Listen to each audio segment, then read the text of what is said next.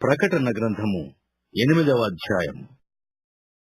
ఆయన 7వ ముద్రను విప్పినప్పుడు పరలోకమందు ఇంచుమించు అరగంట సేపు నిశ్శబ్దముగా ఉండెను.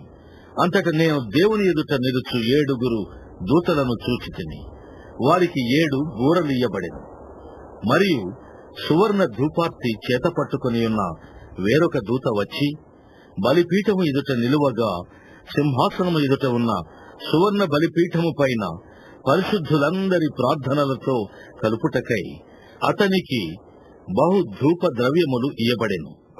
అప్పుడు ఆ ధూప ద్రవ్యముల పొగ పరిశుద్ధుల ప్రార్థనలతో కలిసి దూత చేతిలో నుండి పైకి లేచి దేవుని సన్నిధిని చేరెను.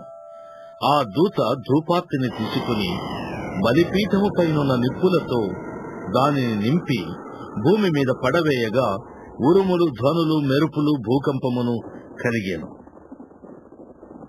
అంతట 7 బూరలు పట్టుకుని ఉన్న ఆ 7 దూతలు ఊదుటకు సిద్ధపడిరి. మొదటి దూత బూర ఊదినప్పుడు రక్తముతో మిళితమైన వడగండ్లును అగ్నియు పుట్టి భూమిపైన పడవేయబడింది. అందువలన భూమిలో 3వ భాగము కాలిపోయింది, చెట్లలో 3వ భాగమును కాలిపోయింది, పచ్చగడ్డి అంతయు కాలిపోయింది.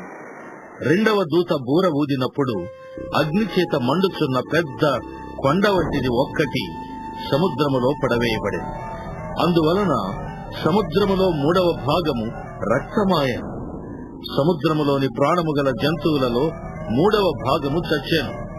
ఓడలలో 3వ భాగము నాశనమాయను. 3వ దూత బూర ఊదినప్పుడు దివిటి వలె మండుచున్న ఒక పెద్ద నక్షత్రము ఆకాశము నుండి రాలి నదుల 3వ భాగము మీదను నీటి బుగ్గల మీదను పడెను.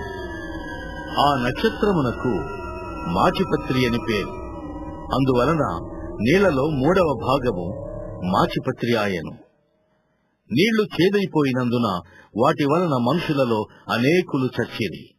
4వ దూత బూర ఊదినప్పుడు సూర్య చంద్ర నక్షత్రములలో 3వ భాగము చీకటి కమ్మునట్లును, పగటిలో 3వ భాగమున సూర్యుడు ప్రకాశింపకుండునట్లును, రాత్రిలో 3వ భాగమున చంద్ర నక్షత్రములు ప్రకాశింపకుండునట్లును వాటిలో 3వ భాగము కొట్టబడెను.